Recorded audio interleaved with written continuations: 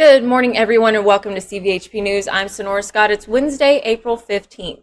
As of yesterday, April 14th, there's still 39 positive cases of COVID-19 in Tom Green County. There were no new cases reported by the city yesterday.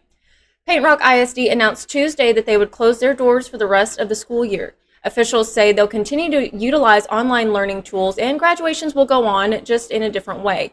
They say they'll release more details at a later date. Now to our Amanda Lozano, who has details on virtual pet adoptions.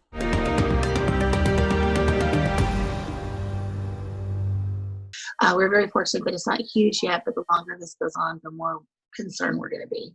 When local and state restrictions mandating social distancing went into place, Concho Valley Paws shut its doors to prospective pet adopters. In an effort to prevent the euthanasia of animals because of a lack of space, they are now hosting free virtual pet adoptions through Facebook.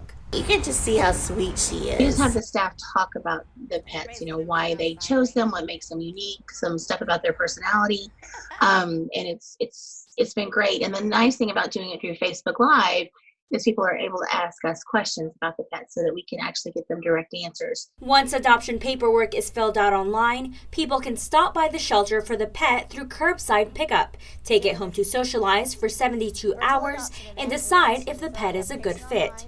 Wilson says pet adoptions have dropped by half since the pandemic began, and adopting and fostering are essential to maintain their no-kill initiative. If we just have fosters that'll get us in mid-May, it will really help prevent us having a space crisis, because even though we're okay right now, any influx of animals could have devastating results because our adoptions have taken a hit. She says with so many people staying at home, now is a great time to adopt or foster a pet. Now's a great time to help. Paws has also opened its foster pet food pantry, which is now being used for pet owners who have lost their jobs and might not be able to afford pet food. We don't want people to feel like they have no choice but to surrender their animal, because we feel that this is a very temporary situation, so we want to help people get through it. For News Connection, I'm Amanda Lozano. Thanks, Amanda. And one local business owner switched gears to fill a need in the community. She's now making a different product to aid citizens. Victor Glenn has the details. Once an old fire station, now this house is home base for another effort to protect the San Angelo community. This is just a major epidemic. It's something that definitely needs to be addressed and handled, and reaching out and helping the community. I'm not doing this for profit. I'm not doing this to make money. This is just me doing what I need to do to make the community safer and make the community a better place. The masks are not only nice to look at, they're also washable. These are all washable, and they are actually made with a filter insert, so you don't have to have the surgical mask underneath it, even though it is, also an option. As with many small businesses, this was a big change for the tote bag and craft maker. Actually wound up shutting down the Scrappy Mamas strictly to focus on the mask, and everybody's been very supportive of it and everything. I started making the mask when I saw the need from our local hospitals. I have a friend from high school that's a nurse at Shannon, and she actually reached out to me for a mask for her entire floor. And since then, I've provided 2 other floors, as well as the operating room at Shannon with masks, and Western Veterinary Medicine has a handful of my masks, as well as a lot of locals and friends and family. Beyond the community, this fight has a personal element as well. Well, me personally, I suffer from asthma, and because this is a respiratory illness, this is something that I have to be extremely conscientious about. I also have a mother who's been through chemotherapy and radiation, so she has a lowered immune system, and my dad has had open heart surgery. And so, plus I'm a mom, so I was always worried about my family members getting it and protecting them, and then I knew that I had the ability and the supplies to help the community, and so I figured that was the right thing to do. There is no charge for the masks.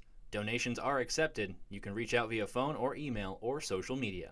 Victor Glenn, KLST News. Thanks, Victor. Now to some more good news. Small business owners do have help coming. There have been several acts passed by Congress with the business owners in mind. Many businesses have either closed their doors or dramatically shifted operations. Texas Senator John Cornyn is releasing videos where he answers some of the top questions about the latest acts passed to help small businesses. The Coronavirus Aid, Relief, and Economic Security, or CARES Act, went into law on March 27th of this year. It established a $350 billion Paycheck Protection Program that is backed by the Small Business Administration. That program provides 8 weeks of cash flow assistance to small businesses who maintain their payroll. There are also many other benefits this act creates, but who qualifies to receive these benefits? Small businesses with 500 or fewer employees, including nonprofit 501c3 organizations. Another part of this act is directed toward employees who rely on cash left on tables and in jars for their income, including those who work for tips, hospitality employees, and gig workers. 2 other acts were passed in March, including the Families First Coronavirus Response Act, which provides payroll tax credits. The other is the Coronavirus Preparedness and Response Supplemental Appropriations Act. This includes disaster loans for those in smaller agriculture cooperatives and aquaculture producers. For Concho Valley Homepage, I'm Sonora Scott. Now let's check in with Jay Martin, who's got an update on our weather. Hey, Jay.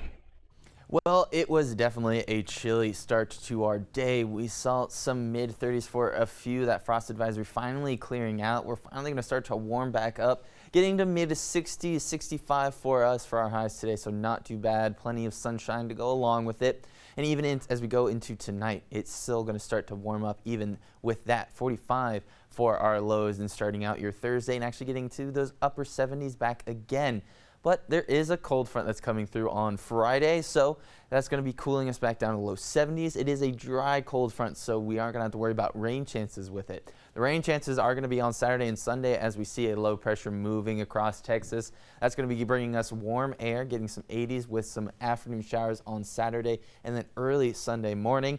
And then we see that we're going to quiet it down and have plenty of sunshine and 80s next week. Thanks, Jay, and thank you for joining me for CVHP News. Don't forget to follow us on social media and download our free app. All you have to do is search Concho Valley Homepage in your app store. That's all for right now, but hey, I'll see you right back here tomorrow morning. Have a great day, everybody.